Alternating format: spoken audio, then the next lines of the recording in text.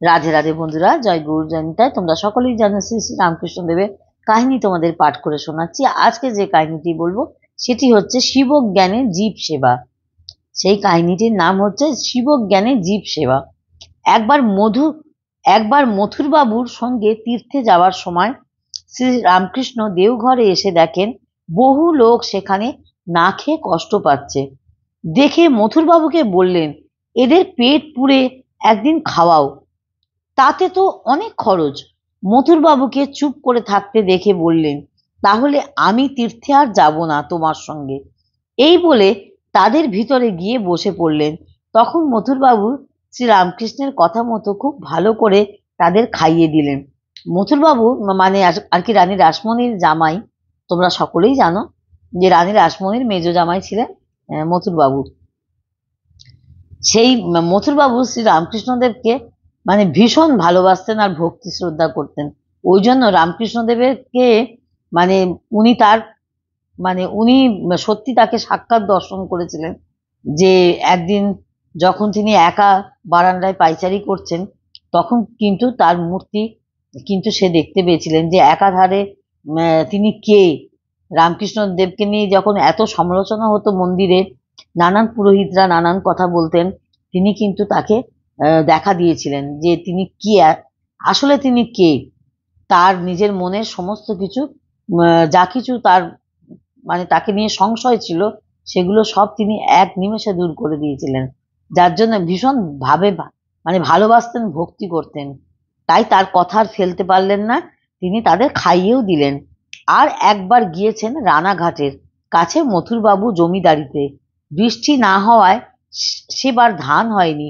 লোকের ভীষণ কষ্ট, খুব কষ্ট। খাজনা দেবে কি করে? শ্রী রামকৃষ্ণ মথুরবাবুকে বললেন, এদের 1 বছরের খাজনা মুকুব করে দাও। হ্যাঁ, মুকুব করে দাও। আর কি আর করেন, মথুর বাবুকে তাই করতে হলো। বললাম না, মথুর বাবু ভীষণ রামকৃষ্ণদেবকে ভক্তি করতেন, শ্রদ্ধা করতেন। রামকৃষ্ণদেবের মুখের কথা একদম ফেলতেন না। মানুষের জন্য দুঃখে তার হৃদয় কাঁদত। বলতেন, মানুষ কত ভালোবাসার কথা বলে, কিন্তু নিজেরা খুব ভোগ করছে, অথচ পাড়া প্রতিবেশীরা কষ্ট পাচ্ছে, সেদিকে তাকাবে না, তাদের সাহায্য করবেও না। তাই তো স্বামীজিকে ভগবান জ্ঞানে মানুষের সেবা করার কথা বলে গেলেন। স্বামীজি তার কথা মতো এ কথা পৃথিবী ঘুরে ঘুরে বলে বেড়ালেন, আর রামকৃষ্ণ মিশন গড়ে গেলেন হাতে নাতে তা করে দেখাবার জন্য। যারা ভগবান লাভের জন্য সন্ন্যাসী হয়েছে, তাদেরও বললেন, নারায়ণ জ্ঞানে মানুষের সেবা করো, এতেই ভগবানকে পাওয়া যাবে। সারা জগতে আজ বড় বড় মনীষী শ্রী রামকৃষ্ণের কথা চিন্তা করছেন। তারা বলছেন, শ্রী রামকৃষ্ণের কথা মতো চললেই তবে জগতের শান্তি। হ্যাঁ, শ্রী রামকৃষ্ণ বলেছেন, ভগবানকে ভালোবাসলেই সবার মধ্যে তাকে দেখা যায়, তবেই সব দেশের, সব ধর্মের, সব মানুষকে সমানভাবে ভালোবাসা যায়। ধর্মের স্থাপক তুমি, সর্বধর্মরূপী শ্রেষ্ঠ অবতার রামকৃষ্ণ, তব পদে প্রণাম আমার।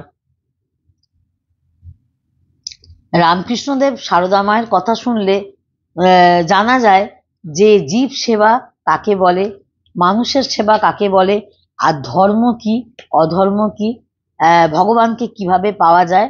হ্যাঁ, এটির এই পথ তিনি সকলকে ধরে শিখিয়ে গেছেন যে কিভাবে ভক্তির পথে এগোবে, ভক্তি কাকে বলে, হ্যাঁ, ধর্ম কাকে বলে, ভগবানকে কিভাবে পাওয়া যায়।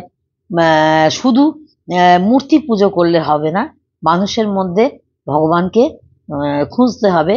তার মধ্যেই ভগবান বিরাজ করছে, আত্মার মধ্যে সর্বভূতে ভগবান বিরাজমান। সর্বভূতে তুমি সকল কিছুর মধ্যে ভগবানকে দেখতে পাবে। হ্যাঁ, সে তুমি জীব সেবা করো, আর তুমি মানুষের সেবা করো, বা গরিব দুঃখীর সেবা করো, যারই সেবা করো না কেন, পশু পাখির সেবা করো, যার সেবা করো, তার মধ্যে প্রত্যেকটা আত্মার মধ্যে, প্রাণের মধ্যেই ভগবান বিরাজমান। একটা ছোট্ট মশার মধ্যেও ভগবান আছেন। হ্যাঁ, এটাই তিনি বারবার কিন্তু বুঝিয়ে গেলেন। মশা, মাছি, কীট পতঙ্গ, সরি, সমস্ত কিছুর মধ্যে ভগবান বিরাজমান, এটা সারদা মাও বলেছেন, রামকৃষ্ণদেবও বলেছেন, সমস্ত যোগী মনীষীরাই এই কথা বলেছেন যে জীব সেবা হচ্ছে পরম সেবা, পরম ব্রত, সমস্ত কিছু। তাই জীবজ্ঞানে শিব জ্ঞানে জীব সেবা। তুমি যখন জীব সেবা করছো তখন তোমার মনটা তখন তোমার যদি তুমি মনে মনে ভাবো এটা আমার ভগবানই সেবা করছেন, তাহলে সেটা ভগবানের কাছে পৌঁছে যাচ্ছে। হ্যাঁ, সমস্ত কিছুর মধ্যে তিনি ভগবান দেখতেন, আর সে কথা তিনি সকলকে বলেও গেছেন। সারদা মাও বলে গেছেন, শ্রীমাও বলে গেছেন, আবার শ্রী রামকৃষ্ণদেবও আমাদেরকে বলে গেছেন। যাই হোক, আজ এই পর্যন্ত তোমাদের পাঠ করে শোনালাম।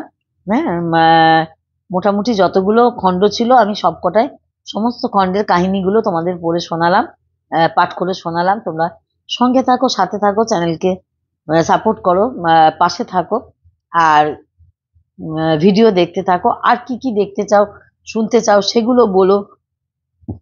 শুনতে শুনতে একটা লাইক দিও, কিছু একটা কমেন্ট করো, অবশ্যই পজিটিভ মূলক কমেন্ট করবে। তবে পজিটিভ মূলক কমেন্ট করলে আর একটা নতুন ভিডিও বানাতে মোটিভেট করে, তোমরা সকলেই জানো। আর নতুন বন্ধুরা খুব সুন্দর করে একটা কমেন্ট করে বন্ধু হলাম, বা পরিবারে এসেছি, বা পরিবারের সদস্য হলাম, যে এইগুলো ভালোভাবে জানিয়ে যেও, এটা আমার অনুরোধ তোমাদের কাছে। যাই হোক, একটা কমেন্ট করে কেউ বেরিয়ে যেও না, তাহলে বোঝা যায় না, আর বন্ধুত্ব গ্রহণ করা যায় না। আর অবশ্যই সকলকে অনুরোধ করব, ভিডিও দেখে বন্ধু করো। এটা আমার তোমাদের কাছে একটা মেসেজ বলতে পারো। আমি কি করি, আমাকে কেন বন্ধু করছো, এটা সকলের কাছে কিন্তু ভীষণভাবে একটা গুরুত্বপূর্ণ। তোমাদের জানতে হবে আমাকে কেন বন্ধু করছো তোমরা, আমি আদৌ তোমার বন্ধু হওয়ার যোগ্য কিনা সেটাও তো তোমাকে বিচার করতে হবে। কারণ সবাইকে তো বন্ধু করা যায় না, যায় কি? বন্ধুর মতন বন্ধু করতে হয়। শুধু বন্ধুর পেছনে ছুটলে হবে না, তার কাজটাকে সম্মান দিতে হবে, বন্ধুকে সম্মান করতে হবে, বন্ধুর কাজটাকে সম্মান করতে হবে। অতএব সকলকে এই কথাটাই বলবো, প্রত্যেকে প্রত্যেকের ভিডিও দেখে বন্ধু করো। বন্ধু হয়েছো সেটা জানিয়ে যেও, ঠিক মতো কমেন্ট করো, কমিউনিটি পোস্ট রাখো, যে তোমার বক্তব্য তুমি জানিয়ে যাও, তাহলে বুঝে নেবো, বুঝবো। যাই হোক, কিছু কমেন্ট করলে হাই বা ভেরি নাইস এইসব লিখলে শুধু বোঝা যায় না। ফুল ওয়াচ করো, ভিডিওটাকে পুরো ওয়াচ করো। ভিডিও ফুল ওয়াচ করলে তবে কিন্তু একটা ভিডিও বা তুমি তোমার বন্ধুত্বটা পরিপূর্ণভাবে পাবে, নইলে কিন্তু তোমার বন্ধুত্বটা কিন্তু কাটা যাবে। এটা তোমাকে আমি বলে দিতে পারি যে এটা তোমাদের দুজনের মানে দুটো চ্যানেলেরই উভয়েরই ক্ষতি হয়, আমারও ক্ষতি হলো, আবার তোমারও ক্ষতি হলো। যার জন্য সকল নতুন বন্ধুদের অনুরোধ করব, ভালোভাবে বন্ধু হও। হ্যাঁ, সঠিক নিয়ম মেনে বন্ধু হও। একটা ভিডিও পুরো কমপ্লিট করো, ফুল ওয়াচ করো, ওয়াচ করে তারপর কিন্তু লাস্টে অল বাটন প্রেস করো। হ্যাঁ, সাবস্ক্রাইব বাটনটা প্রেস করবে, এটা কিন্তু নিয়ম। তারপর কমিউনিটি পোস্টে পোস্ট রেখে তাকে জানিয়ে আসবে, তাকে মেসেজ দিয়ে আসবে। আশা করি আমার বক্তব্য আমি বোঝাতে পেরেছি।